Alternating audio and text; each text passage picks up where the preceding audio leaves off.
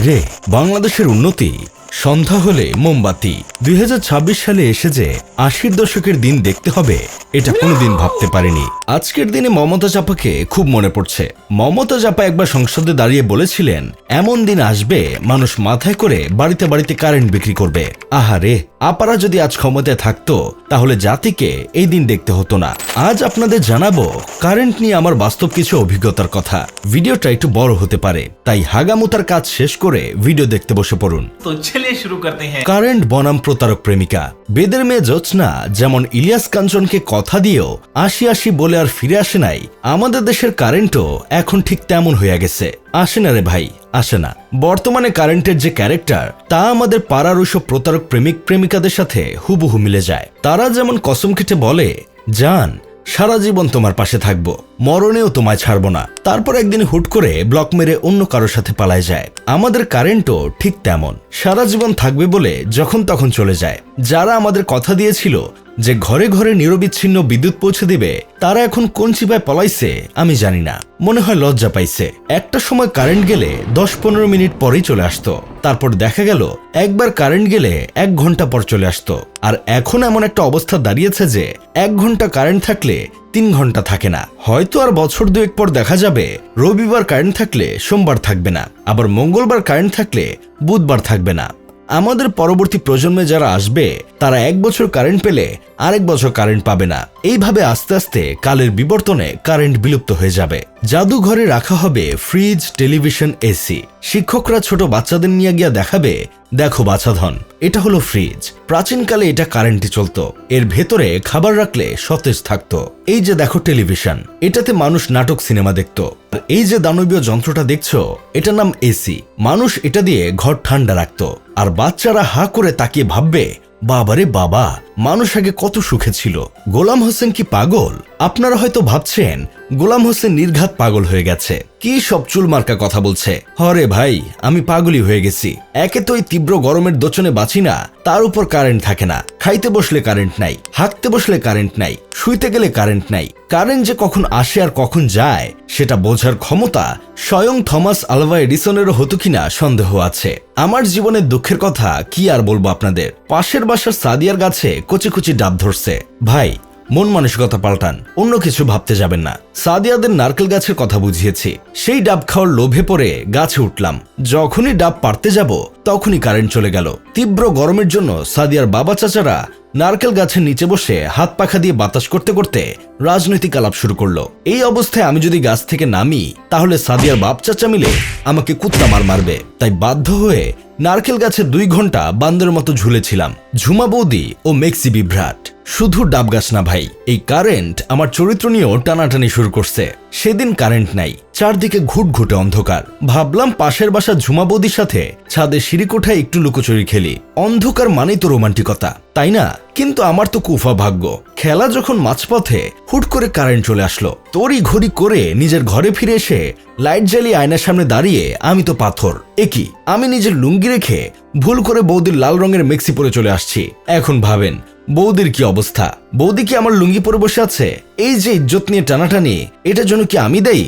না ভাই, ওই শয়তান কারেন্ট দায়ী। সে যদি ওইভাবে হুট করে না আসতো তবে আমি অন্তত শান্তিমতো নিজের কাপড়টা পরে আসতে পারতাম। বাথরুম ট্র্যাজেডি ও গ্রামীণ ফোন কল। সেদিন বাথরুমে ঢুকেছি, কাজ শুরু করার কয়েক সেকেন্ডের মাথায় কারেন্ট হাওয়া। আমি বাথরুমে আটকা। 20 মিনিট ধরে একটা বাটন ফোনের আবছা আলো দিয়ে বদনা খুঁজছি, কিন্তু বদনা পাই না। বিরক্ত হয়ে পকেট থেকে ফোন বের করে বিদ্যুৎ অফিসে কল দিতে গেলাম, কিন্তু উত্তেজনায় ভুল করে কল চলে গেল গ্রামীণ ফোন হেল্প সেন্টারে। ওপাশ থেকে এক মেয়ের মিষ্টি কণ্ঠ, আসসালামু আলাইকুম স্যার, গ্রামীণ ফোন থেকে আমি সোনিয়া বলছি, আপনাকে কিভাবে সাহায্য করতে পারি? আমি তো সিঙ্গেল মানুষ। এই কোকিলকণ্ঠী মেয়ের আওয়াজ শুনে আমার দাঁড়িয়ে গেল, মানে গায়ের লোম আর কি। আমি বললাম, সমস্যা তো একটা আছেই, কিন্তু আপনাকে বললে সমাধান হবে কিনা বুঝতে পারছি না। মেয়েটি হেসে বলল, স্যার আপনি যে কোনো সমস্যার কথা বলতে পারেন। আমি একটু লজ্জা পেয়ে বললাম, আসলে সোনিয়াপা, আমি তো এখন বাথরুমে, কাজ শেষ কিন্তু ধোয়ার জন্য বদনা খুঁজে পাচ্ছি না। আপনি কি একটু বিদ্যুৎ অফিসে ফোন করে বলবেন যেন 2 মিনিটের জন্য কারেন্টটা দেয়? আমার ধোয়া মোছা শেষ হলেই আমি বের হয়ে যাব। বেচারি সোনিয়া কিছুক্ষণ চুপ থেকে গলা পরিষ্কার করে বলল, স্যার এতক্ষণ আমাদের সাথে থাকার জন্য ধন্যবাদ, প্রয়োজনে আবার কল দিবেন, আমরা আছি সর্ব সর্বক্ষণ আপনারই পাশে। ভালো থাকবেন। এই কথা বলেই মাইয়া ফোন কেটে দিল। আমি মনে মনে ভাবলাম, প্রথমবার কল করে কোনো সাহায্য পেলাম না, দ্বিতীয়বার কল দেওয়ার প্রশ্নই আসে না। ফ্ল্যাশব্যাক 2007 ও লিফট দুর্ঘটনা। এই কারেন্ট আমার সাথে 2007 সাল থেকেই শত্রুতা করে আসছে। তখন স্মার্টফোন ছিল না, সিডি প্লেয়ার ছিল ভরসা। একদিন বাড়ি খালি দেখে একটা 19-20 টাইপের সিডি এনে প্লেয়ারে ঢুকালাম। যেই না ভিডিও চালু হলো অমনি কারেন্ট গায়েব, সিডিটা ভেতরে আটকা পড়ে গেল। ঠিক ওই সময় বাবা বাসায় ঢুকে পড়লো, হাতে কয়েকটা ধর্মীয় ওয়াজ ও সামাজিক ছবির সিডি নিয়ে। আমার তখন যে অবস্থা হয়েছিল তা কেবল 80 বা 90 দশকের ছেলেরাই বুঝবে। হার্টবিট তখন 2000 স্পিডে চলছিল। আর কয়েকদিন আগের কথা, লিফটে এক কাপলের সাথে আটকা পড়লাম। লোডশেডিং এর কারণে লিফট বন্ধ। ভাই রে, 6 ইঞ্চির ডিসপ্লেতে দেখা আর চোখের সামনে সরাসরি অন্ধকার লিফটে কিছু দেখা আকাশ পাতাল পার্থক্য। আমি এমনিতেই লাজুক মানুষ, সেদিন লজ্জায় আমার অবস্থা কি হয়েছিল সেটা নাই বা বললাম। শুধু বুঝে নেন, বিশেষ মুহূর্তে পোলার চেয়ে মাইয়ার আগ্রহ বেশি দেখা যায়। বন্ধু কেরামতের করুণ দশা। আমার চেয়েও বেশি বিপদে আছে আমার বন্ধু কেরামত। বেচারা বিদ্যুৎ অফিসে মিটার রিডার হিসেবে চাকরি করে। এই লোডশেডিং এর যুগে সে যে বাড়িতে যায় বিলের কাগজ দিতে, সেই বাড়ির লোকজন তাকে কুত্তামার মারে।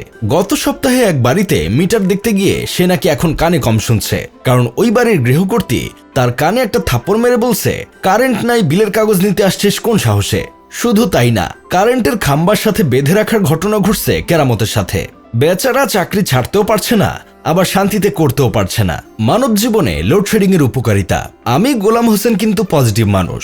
আমি সবকিছুতেই ভালো দিক খুঁজি। মানুষ লোডশেডিং নিয়ে এত চিল্লাপাল্লা করে, কিন্তু আমি বলি লোডশেডিং এর প্রয়োজনীয়তা অপরিসীম। গালি দিয়েন না ভাই, আগে যুক্তিগুলো শোনেন। পয়েন্ট নাম্বার 1, সাশ্রয়ী বিল।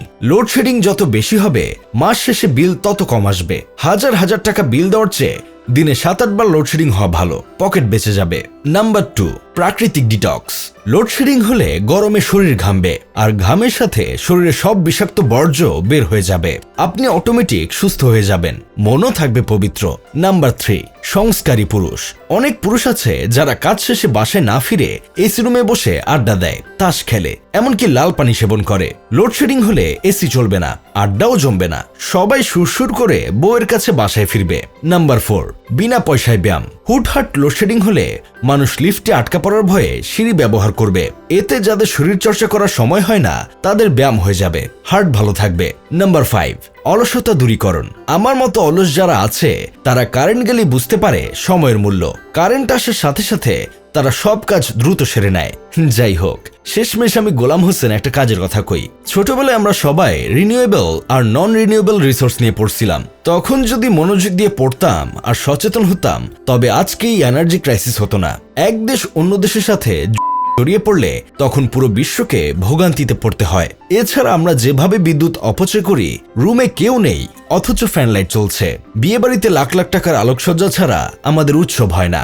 এনার্জি সেভিং গ্যাজেট কিনি না, এসবের ফল তো আমাদেরই ভোগ করতে হবে। তাই আসুন, কারেন্টকে প্রতারক প্রেমিকা বানানোর পেছনে আমাদের যে হাত আছে সেটা বন্ধ করি, মিতব্যয়ী হই। আর হ্যাঁ, বাথরুমে ঢোকার আগে অবশ্যই বদনার পজিশন চেক করে নেবেন। ভিডিওটি ভালো লাগলে লাইক দিন এবং আমাদের চ্যানেলে নতুন হয়ে থাকলে সাবস্ক্রাইব করে বেল আইকনটি টিপুন, যাতে পরবর্তী ভিডিওটি আপনার মিস না হয়।